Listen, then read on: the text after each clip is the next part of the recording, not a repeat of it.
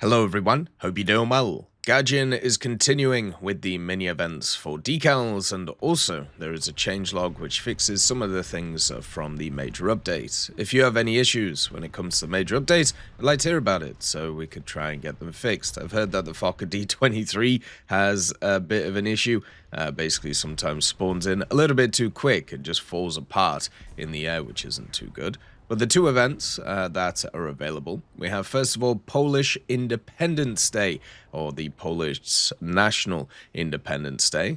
This is celebrated by Gaijin, and you can get yourself a decal. The thing is, there is no new decals, it's just the old ones, the 5 previous ones which were available in War Thunder, and if you have all of these, then you'll get yourself a trophy, which will either have a booster in it, some backups, or a day of premium. This is available from the 11th of November until the 14th, and all you got to do is earn 3,000 mission points in battles with American or British vehicles, and you'll get access to it, so make sure to check that out. They've also brought back Lanovski's P47 M1RE, and it's a 30% discount for a few days, basically ending on the 14th, so we'll have a look at that vehicle too.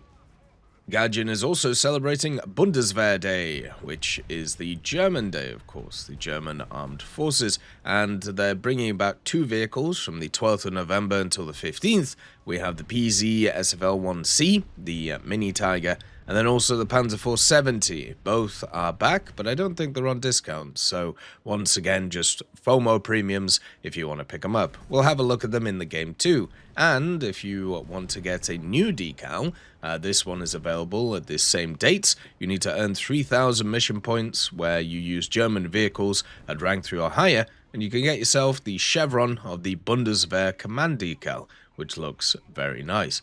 It is kind of sad that they're recycling some decals when it comes to certain events, but I suppose at the end of the day it's better to have those events instead of them just not doing them each year if they don't have something prepared. So they have so much old stuff in the game, why not kind of recycle it, which is what they're doing. There was also a changelog, as I talked about. We'll go through that after doing the vehicle reviews, and as always, if you enjoy the content, make sure to subscribe and like the video. Let's get started.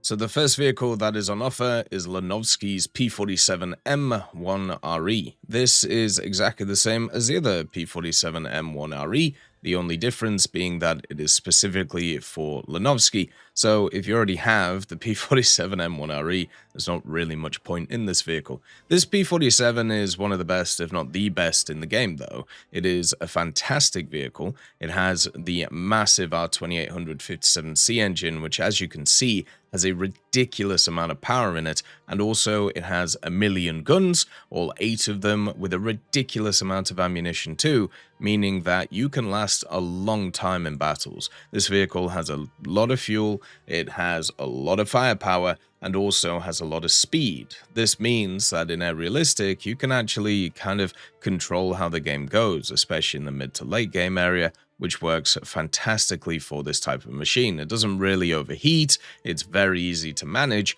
and generally if you understand the boom and zoom gameplay, it can work very well. From a ground or naval point of view, it also has a lot of options. You can see that you can bring HVARs on it, you also have bombs if you want to bring those, you have the 1,000 pounders and also a 500, and you can even bring them together nowadays because of the secondary weapon loadouts. So this vehicle has a very nice ground loadout and also a very nice air loadout too. And also a 5.7 in ground. It's not as strong as it used to be because the Hellcat went up in BR, but you can run this thing at 5.7 if you want to, or you could run it at 6.0 with the Hellcat. But at 5.7, you got the M36B2, you have the 76 Sherman, you've got the Jumbo. All of these vehicles work very well. You have some premiums as well, including all of this, the Sherman Hell, and then also the Skink Hell. If you picked up that pack, the P47 could actually be a nice addition to that lineup. But the main issue with this one is it's already the same as another one that exists. So if you already have it, it's not really worth it. The other part is it being at the rank that it is at rank 4. There's a lot of options for America. There's some P47s, or sorry, P51s, which are usually the pack ones. You have the AU1, the P59. Both of these, if you have these, are much better in certain ways than the P47. Then also the F2G to run with the Hellcat. So this area is stacked for America. You even have the funny meme Flapjack, which is here too from the Dreams Come True event. So it's a bit of a tough sell against some of the other vehicles that are here, but at 5.7, if you don't have access to either of these vehicles, I would say it's a good pick for a premium and can work very well for you. The next vehicles that are back, we have the PZ.SFL.IC. This is the 5cm Pack 38 Auth Panzerkampfwagen 2 Sonderfahrgestell 901. This is a little prototype that was built by the Germans during the Second World War. You can see that it is an incredibly small chassis with not a lot of armor, but a decent engine for that armor and also a good transmission going forward. What it also has is the Pack 38 50mm that penetrates a lot for its BR and also has quite a nice little reload. This vehicle also is a light tank, so you get scouting with it, and it's just a little bit of fun. This vehicle is a first spawn, running around the place, using the gun effectively, and also scouting everything can just be really, really good. But it doesn't have a lot of secondary factors. It doesn't have any smoke grenades, which obviously is not great. Its armor is non-existent on the top, so when the casts start rolling in, you basically just die instantly.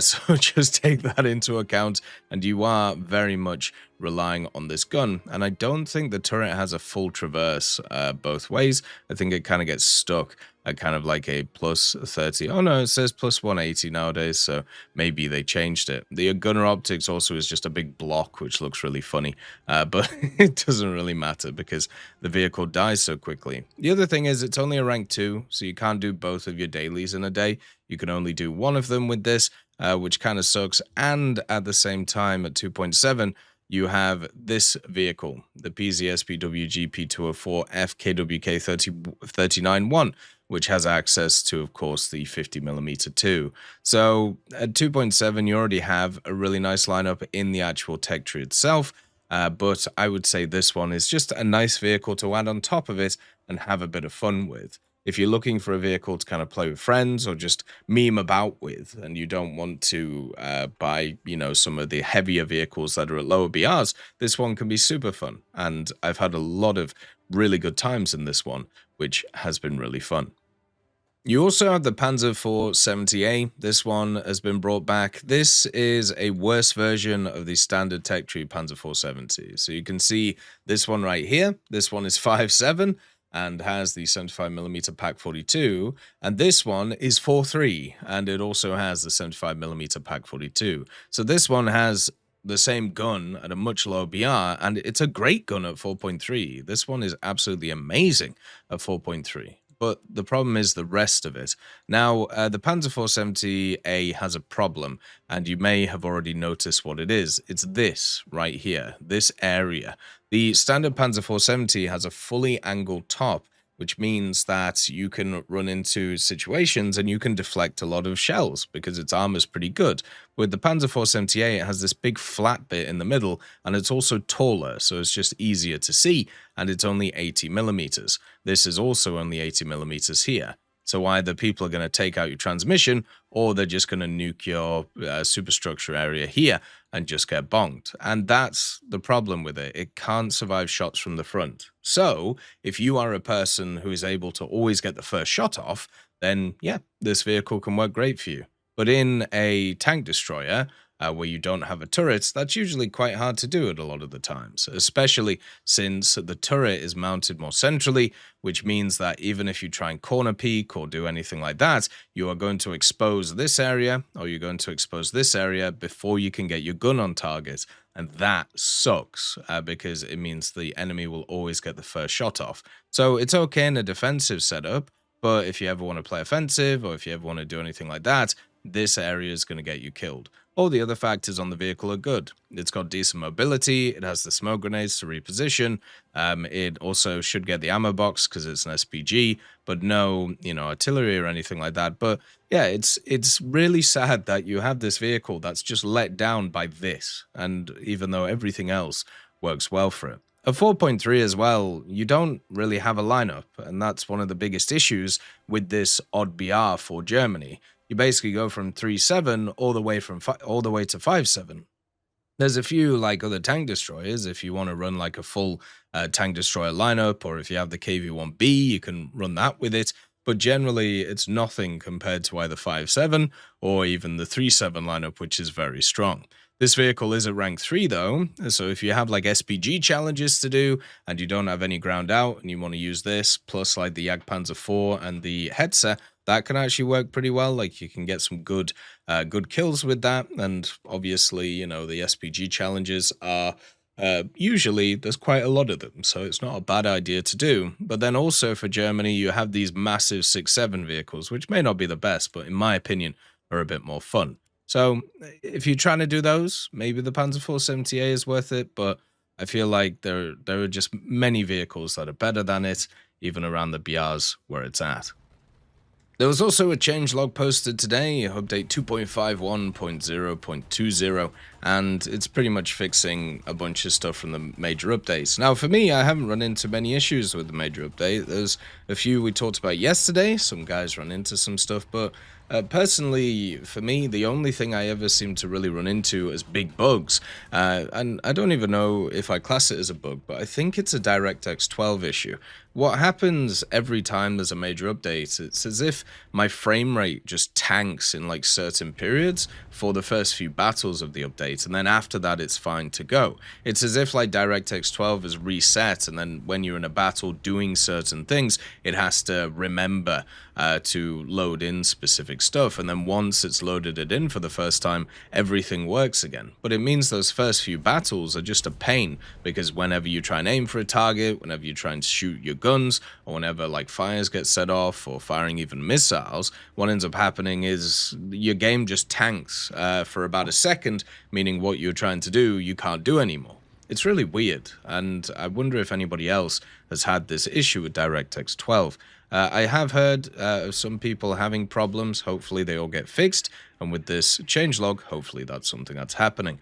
With aircraft, the F-104G, there was a bug that caused the hardpoint of the air-to-air missiles under the fuselage to be missing in some custom secondary weapon presets, so that's been fixed now, which is good.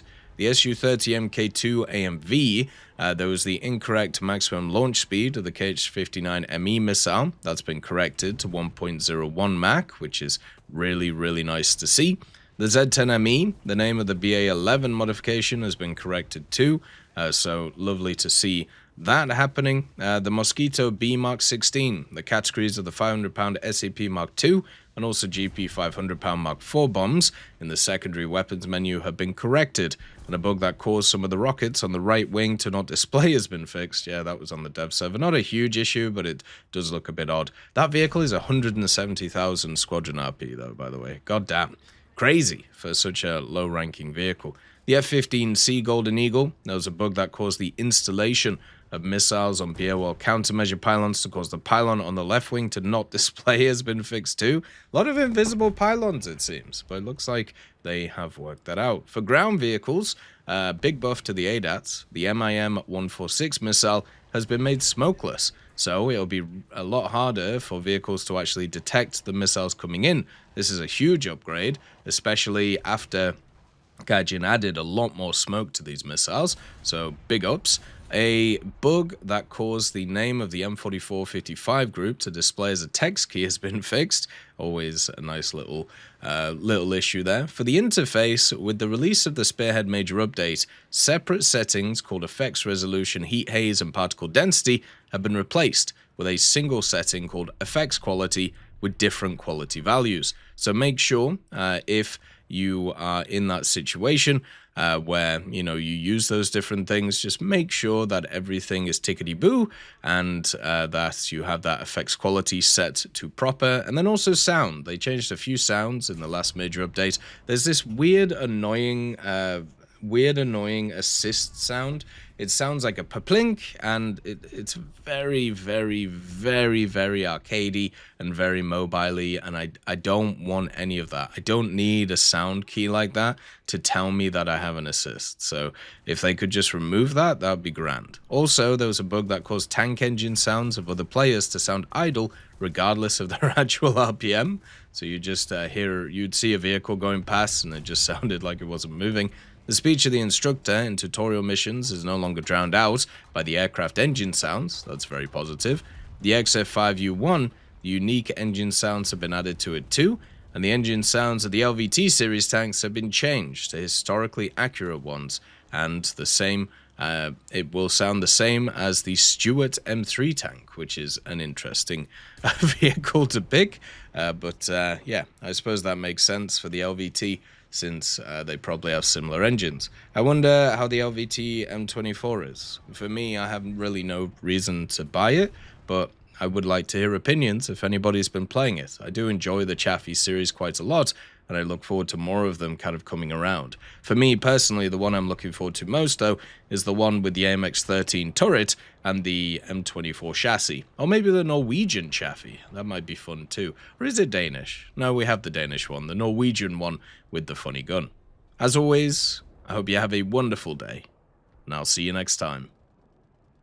I'd just like to thank GMG Smiley, CD Beans, Chieftain Mike, EMN3 Galaxy, Tulio Pontecorvo, Brendan Quinn, Carrion Crow, Gus Irenicus, Pyman, Wartinder, Teddy, Daniel Stanton, Martinez, B. Young, Ozzy Panzer, Alan Hacker, Liam Shear, Opium Prime, Lafouche, Sem Aslan, Uncle Bean, and Derek R. for supporting the channel.